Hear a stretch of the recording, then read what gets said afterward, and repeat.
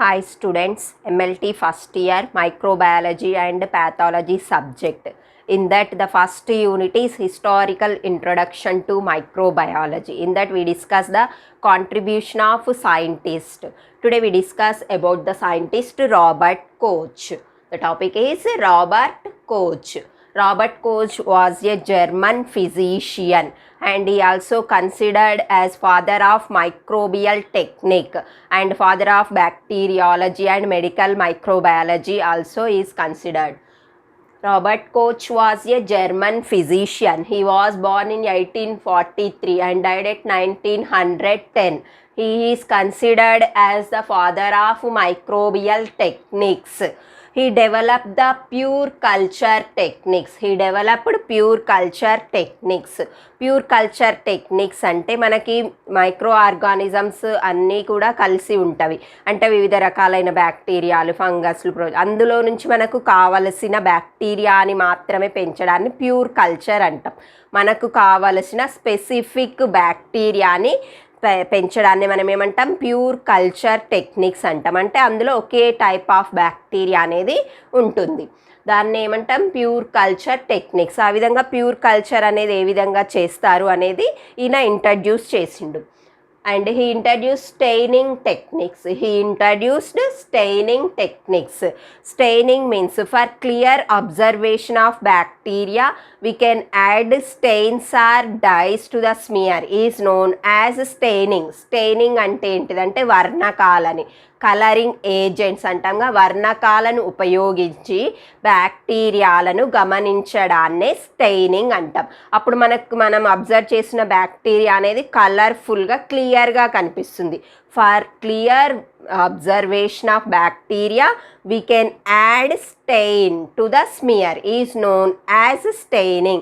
Stains అంటే ఏంటివి? వర్ణకాలు. స్టెయిన్స్ అంటే ఏంటివి? వర్ణకాలు, కలరింగ్ ఏజెంట్స్. ఆ కలరింగ్ ఏజెంట్స్ అనేది మనము బ్యాక్టీరియాకి పైన అప్లై చేసినప్పుడు ఆ బ్యాక్టీరియా అనేది మనకు మైక్రోస్కోప్లో చూసినప్పుడు మనకు కలర్ఫుల్గా కనిపిస్తుంది అన్నట్టు. ఆ విధంగా ఎలాంటి కలర్స్ అప్లై చేయాలి, ఎలాంటి స్టెయిన్స్ అనేవి యూజ్ చేయాలి, బేసిక్ ఉంటాయి, ఎసిడిక్ ఉంటాయి, న్యూట్రల్ స్టెయిన్స్ అనేవి ఉంటవి. ఆ స్టెయిన్స్ను ఉపయోగించి బ్యాక్టీరియాని గమనిస్తాం. అప్పుడు బ్యాక్టీరియా మనకి వాయిలెట్ కలర్లో, బ్లూ కలర్లో, పింక్ కలర్లో, గ్రీన్, రెడ్ మనం ఉపయోగించే స్టెయిన్ని బట్టి మనకి కలర్ఫుల్గా క్లియర్గా కనిపిస్తుంది అన్నట్టు. ఆ విధంగా ఆ స్టెయిన్స్ ఎలా యూజ్ చేయాలి అనేది, ఆ స్టెయినింగ్ టెక్నిక్ని డెవలప్ చేసింది ఎవరు? Robert coach. మనకి స్టెయిన్స్ వేయకుండా చూస్తే బ్యాక్టీరియా అనేది కలర్లెస్గా మనకు నీట్గా కనిపించదు. అదే స్టెయిన్స్ అప్లై చేసినప్పుడు నెక్స్ట్ ఈ స్టెయిన్స్ అనేవి డిఫరెన్షియేట్ చేస్తుంది. ఒక్కో బ్యాక్టీరియా ఒక్కో రకంగా డిఫరెంట్గా కనిపిస్తుంది. వాటి షేప్ కానీ సైజ్ కానీ అవన్నీ కూడా మనకి క్లారిటీగా తెలుస్తుంది. షేప్ ఆఫ్ బ్యాక్టీరియా రౌండ్ షేప్లో ఉన్నాయా, రాడ్ షేప్లో ఉన్నాయా అనేది కూడా తెలుస్తుంది. And he introduced gelatin as a solidifying agent. Which is useful for conversion of liquid media into solid media. Gelatin అనేది సాలిడిఫైయింగ్ ఏజెంట్. జెలాటిన్ ప్లేస్లో నవ్వేడేస్ వి యూజ్ అగార్.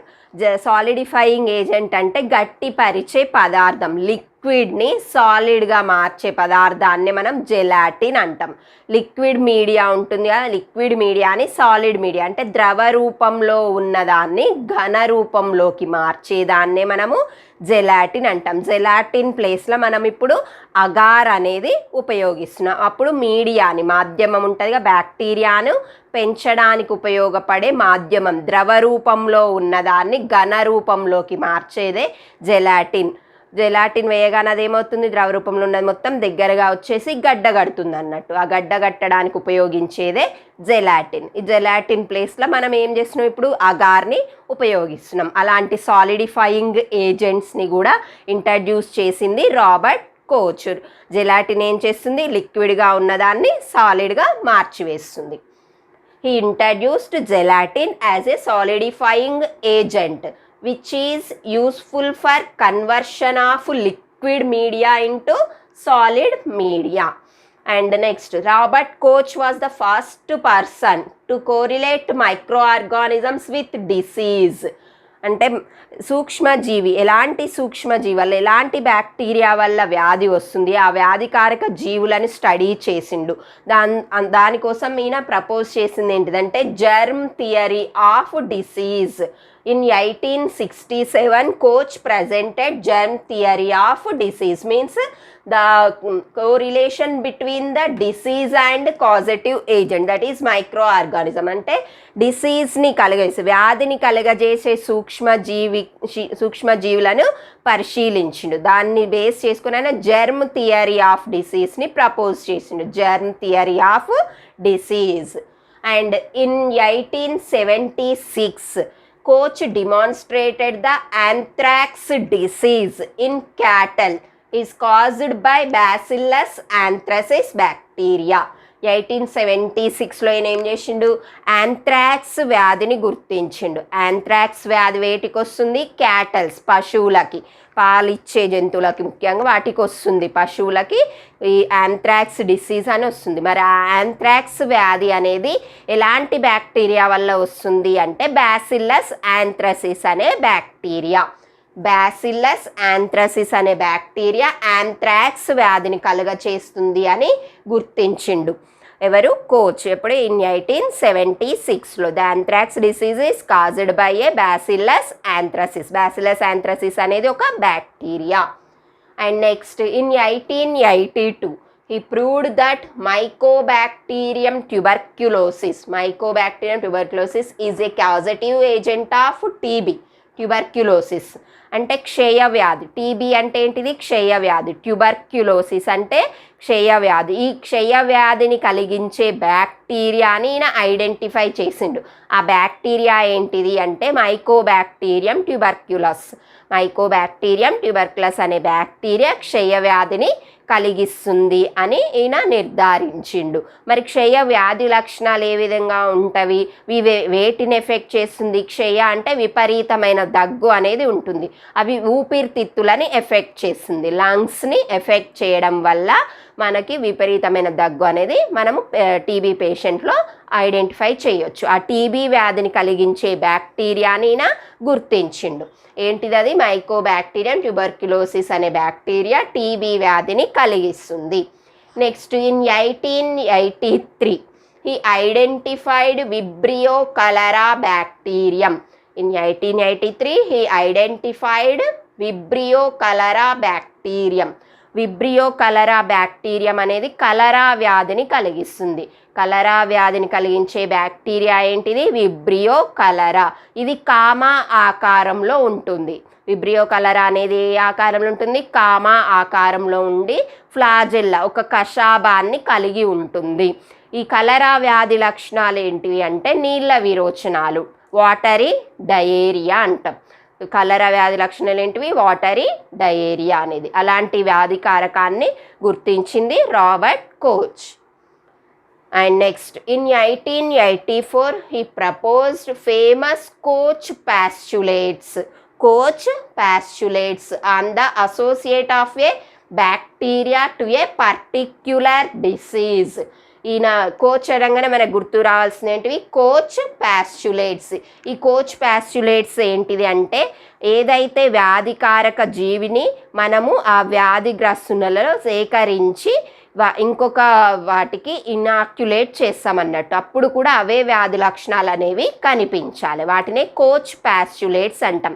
అంటే డిసీజ్కి, డిసీజ్ కాజిటివ్ ఏజెంట్కి మధ్యలో రిలేషన్, దాన్ని ఐడెంటిఫై చేసింది ఎవరు? Robert Koch. He introduced Koch postulates on the associate of a bacteria to a particular disease.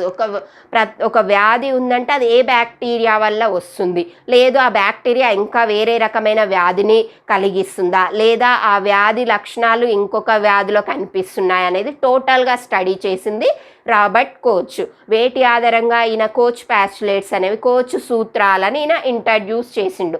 First ఏదైతే disease ఉందో disease animals నుంచి samples collect చేసింది. లీజియన్స్ అంటాం కదా, ఎక్కడైతే ఇన్ఫెక్షన్ ఉంటుందో ఆ ఇన్ఫెక్టివ్ ఏరియా నుంచి శాంపిల్ తీసుకున్నాడు, నమూనాని సేకరించిండు. సేకరించి దాన్ని ప్యూర్ కల్చర్గా డెవలప్ చేసిండు. ల్యాబ్లో దాన్ని పెంచిండు. ఆ బ్యాక్టీరియాని ప్యూర్ కల్చర్గా పెంచిన తర్వాత దాన్ని తీసుకెళ్ళి ఇంకొక యానిమల్లోకి ఇంజెక్ట్ చేసిండు. ఆ వ్యాధికారక జీవిని పెంచి ఆ పెంచిన వ్యాధికారక జీవిని ఇంకొక జీవిలో ప్రవేశపెట్టినప్పుడు మొదటగా ఏదైతే వ్యాధితో బాధపడుతుందో అవే వ్యాధి లక్షణాలు అనేవి సెకండ్ టైం ఇంట్రడ్యూస్ చేసిన యానిమల్లో కూడా కనిపించాలి. మళ్ళీ సెకండ్ టైం ఆ యానిమల్లో అవే వ్యాధి లక్షణాలు ఉన్నా తర్వాత కూడా దాన్ని ఐసోలేట్ చేసిండు, అంటే సెపరేట్ చేసిండు, ప్యూర్ కల్చర్గా దాన్ని డెవలప్ చేసిండు. అప్పుడు ఆ బ్యాక్టీరియానే మళ్ళీ తిరిగి కనిపించాలన్నట్టు. ఆ విధంగా అంటే ఒకే రకమైన బ్యాక్టీరియా వ్యాధి కనిపిస్తుందా, ఆ వ్యాధి లక్షణాలు ఎన్నిసార్లు ప్యూర్ కల్చర్ చేసి ఇంట్రడ్యూస్ చేసినా అవే లక్షణాలు కనిపించాయి. లక్షణాలు అంటే సిమ్టమ్స్ అంటాం. సేమ్ సిమ్టమ్స్ అనేది ఐడెంటిఫై చేయాలి. ఆ విధంగా ఆయన కోచ్ పాస్చులేట్స్ అనేది ఇంట్రడ్యూస్ చేసిండు. Robert Koch was a German physician. ఈయన జర్మన్ ఫిజిషియన్. ఈయన 1843లో జన్మించిండు, 1900లో చనిపోయిండు, మరణించిండు. And he is considered as father of microbial techniques. అంటే మైక్రో ఆర్గానిజమ్స్ని ఐడెంటిఫై చేయడానికి అవసరమైన టెక్నిక్స్ అన్నీ కూడా డెవలప్ చేసింది రాబర్ట్ కోచే. అందుకని ఆయనని ఫాదర్ ఆఫ్ మైక్రోబియల్ టెక్నిక్స్ అంటారు. ఇంకా ఆయనని ఫాదర్ ఆఫ్ బ్యాక్టీరియాలజీ అని, మెడికల్ మైక్రోబయాలజీ అని కూడా అంటారు. ఎందుకంటే డిఫరెంట్ టైప్ ఆఫ్ బ్యాక్టీరియాస్ గురించి స్టడీ చేసిండు కాబట్టి. And he developed pure culture technique. Pure culture technique, pure culture అంటే అక్కడ ఒకే రకమైన సూక్ష్మజీవి అనేది ఉంటుంది, దాన్నే ప్యూర్ కల్చర్ అంటాం. ఆ విధంగా డెవలప్ చేస్తారు. ఎలాంటివి కంటామినేషన్ కలగకుండా ఒకే రకమైన బ్యాక్టీరియాని పెంచడాన్ని మనము ప్యూర్ కల్చర్ టెక్నిక్స్ అంటాం. అంటే మిక్స్డ్గా ఉన్న దాంట్లో నుంచి సపరేట్ చేయడం, కలిసి ఉన్న వాటిలో నుంచి ఒకదాన్ని తీసి సపరేట్గా పెంచడం, సెపరేషన్ ఏమంటాం, ఐసోలేషన్ అంటాం. అలాంటి ఐసోలేషన్ టెక్నిక్స్ని కూడా ఆయన ఇంట్రడ్యూస్ చేసిండు. ఈ develop pure culture technique and he introduce staining techniques. Staining techniques అంటే ఏంటిది, స్టెయిన్స్ని ఉపయోగించి, వర్ణకాలను ఉపయోగించి మనం బ్యాక్టీరియాలను మైక్రోస్కోప్లో గమనించడం. అప్పుడు మనకు బ్యాక్టీరియాలు అనేది కలర్ఫుల్గా క్లియర్గా కనిపిస్తాయి. ఆ విధంగా క్లియర్ అబ్జర్వేషన్ చేయడానికి, నెక్స్ట్ వివిధ రకాల బ్యాక్టీరియాలను వేరుపరచి గమనించడానికి కూడా స్టెయినింగ్ అనేది ఉపయోగపడుతుంది. అలాంటి స్టెయినింగ్ టెక్నిక్ని రాబర్ట్ కోచ్ అని అతను ఇంట్రడ్యూస్ చేసిండు. And next he introduced gelatin as a solidifying agent. Gelatin అనే పదార్థం ఏం చేస్తుంది, ద్రవ రూపంలో ఉన్నదాన్ని ఘన రూపంలోకి మారుస్తుంది. లిక్విడ్ మీడియాని సాలిడ్ మీడియాగా కన్వర్ట్ చేస్తుంది. ఇప్పుడు జెలాటిన్ ప్లేస్లో మనం ఇప్పుడు అగార్ అనేది ఉపయోగిస్తున్నాం. ద్రవ రూపంలో ఉన్న దాన్ని ఘన రూపంలోకి మార్చేస్తుంది. And next Robert Koch was the first person to correlate micro organisms with disease.